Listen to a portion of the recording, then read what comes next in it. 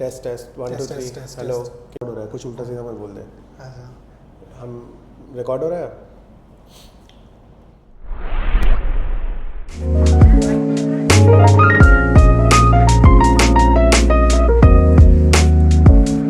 Ladies and gentlemen, welcome to Tsaaro Studio.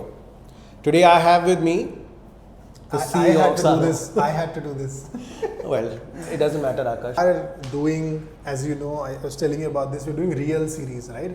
So Real Series of Tsaaro means no BS and straight to the point without wasting everyone's time.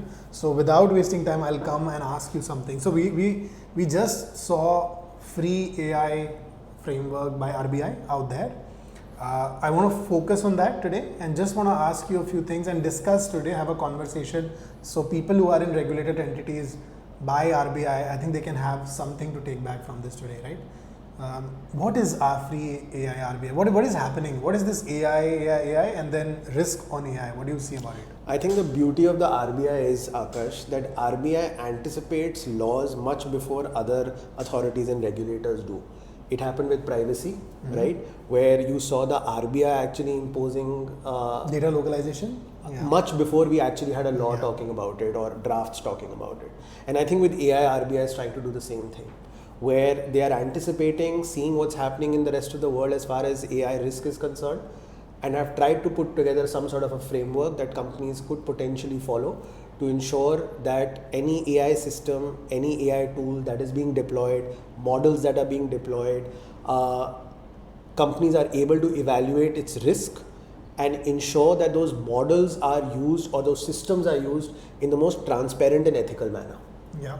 That's the long and short of it. And in a lot of ways, we keep talking about AI governance today. I think the RBI has actually done a great job in terms of consolidating this document, which in the heart of it is really focused on AI governance. And there are 2-3 things that I'm seeing in the industry, and I'm speaking from a cyber world right now.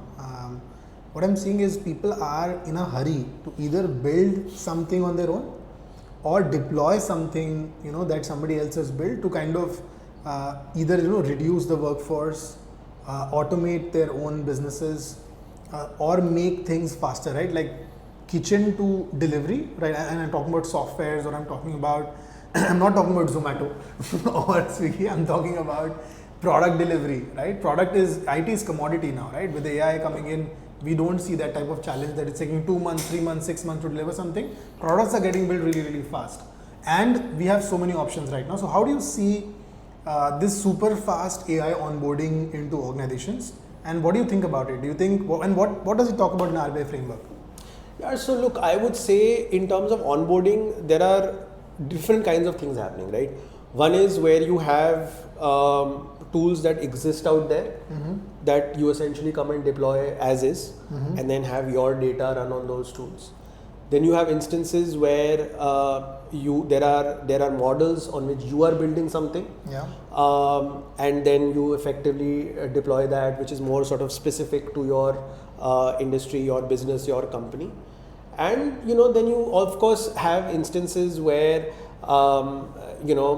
in very, very rare instances, I would say, I have not come across too many of those cases where you are actually building a model from scratch and are trying to then customize it to your business. It's happening in very, very large organizations, in some very, very rare cases, and all of those instances come with their own share of risk and challenges, right? So in terms of if you have third-party vendors from who you are taking any kind of technology, like what other checks do you have in place as far as that vendor is concerned, right? How does their AI solution actually operate? Do you have visibility on that?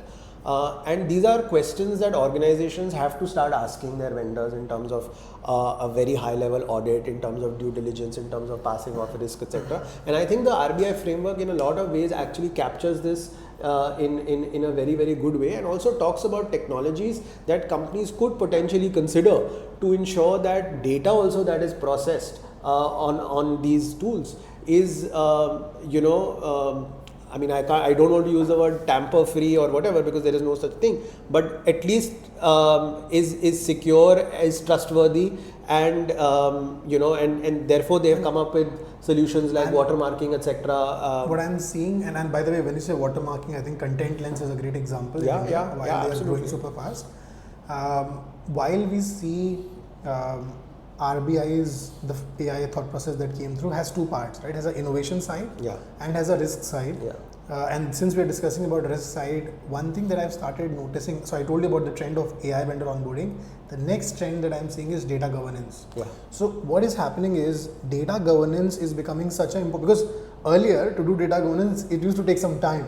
But because of AI models ingesting the data and then doing something out of it, so both the things are really, really important. Governing the AI and also governing the data. Governing the data, and I'm not going to comment on some tools, but Purview is a great example, right? If you see, Microsoft's are daddies of the world, and they have Purview and people use that. But whenever I go to customers, they still see, oh, we have not configured this, right? Oh, our data is going to everyone. I think everybody is kind of scared a bit of AI, but also on the other side, business teams are like pushing it in. So I feel like there's a huge tussle going on. Risk mitigation, risk identification are really, really important things. And obviously, as you're a champion lawyer out in the industry, you know how important contracts are. Would you like to add some points on the contracts as well? Like how should people frame that? So great point, Akash, and I think the challenge always is, and as far as Indian entities are concerned, we've seen that in the privacy domain as well, right? That till the time you actually don't have a very, very defined framework of a law, companies are usually a little hesitant to sort of act proactively on these aspects.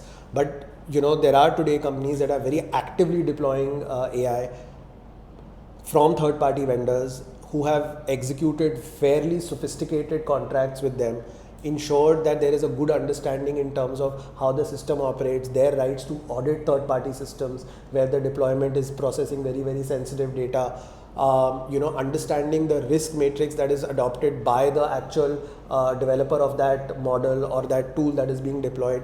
So, and these are very, very critical aspects, right? And I think there is going to be no one size fits all sort of a formula as far as the contractual regime is concerned. The nature of the AI that you will be deploying will have a big role to play in terms of how that contract is formulated. But of course, aspects around securing data, cyber security will become very, very critical as far as these contracts are concerned. No, and I hear you. By the way, this is the Real Series format. So as you know, we are also on time. Yeah, of course. And thank you for being real today in Tsaaro studio. You're most welcome. My pleasure. And we will do more together, right? And have a nice day. Thanks, Akash. Yeah.